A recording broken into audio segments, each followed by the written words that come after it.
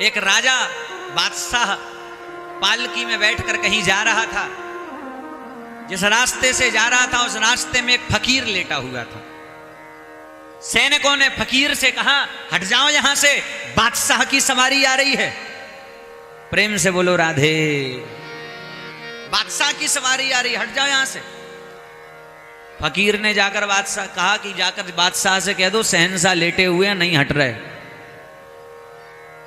सैनिकों ने सोचा, फकीर न रहने का ठिकाना न पहनने का ठिकाना और कह रहा है मैं शहंशाह।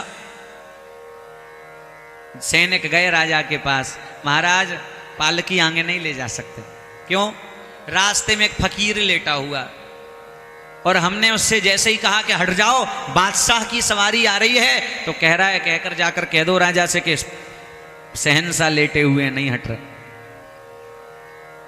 राजा सत्संगी था, पालकी से नीचे उतरा, आकर फकीर को साधु को प्रणाम किया और कहा, बाबा आपने कहा कि शहंशाह नहीं हट रहे, ये बात कुछ पची नहीं। आप शहंशाह कैसे हुए? आपके रहने का ठिकाना नहीं, पहनने का ठिकाना नहीं। उस फकीर ने कहा, राजा तुम ये बताओ तुम बादशाह कैसे हुए? बोले, महाराज इतना बड़ा मेरा राज्य है, इतना राजकोष है मेरे पास, इतना धन है, इतना वैभव है, इतने घुड़सवार सैनिक हैं, इतने पैदल सैनिक हैं, इतने दूर दूर तक मेरे राज्य की सीमाएं लगती हैं, इसलिए मैं बादशाह हूं।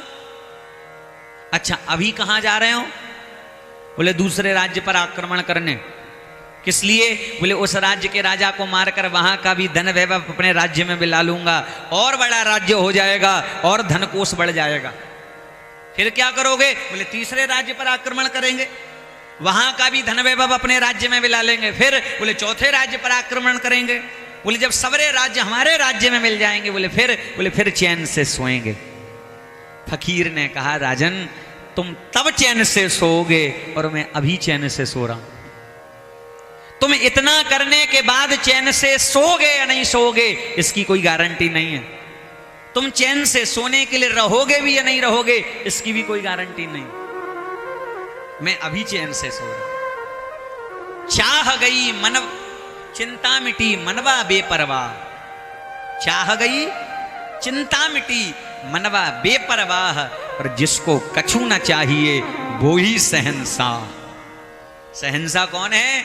जिसे किसी से कोई आशा नहीं है, केवल अपने हरि के अलावा किसी से आशा नहीं करे, वो शहंशाह। और फकीर ने राजा को कहा, राजन मैं तुम्हें कुछ देना चाहता हूं। राजा ने सोचा शायद बाबा पारस पत्थर देगा, तुरंत दोनों हाथ फैला दिए।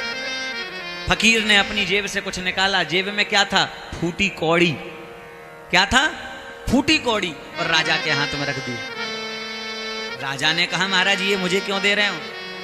राजन मैंने सोचा था संसार का सबसे दरिद्र व्यक्ति जिस दिन मुझे मिलेगा मैं उससे दे दूं। महाराज मैं दरिद्र क्यों? बोले, राजन तुम्हारे पास इतना सब कुछ होने के बाद भी तुम दूसरे का छीनने जा रहे हो, अर्थात तुम्हारी इच्छा अभी मरी नहीं है, इसलिए तुम दरिद्र।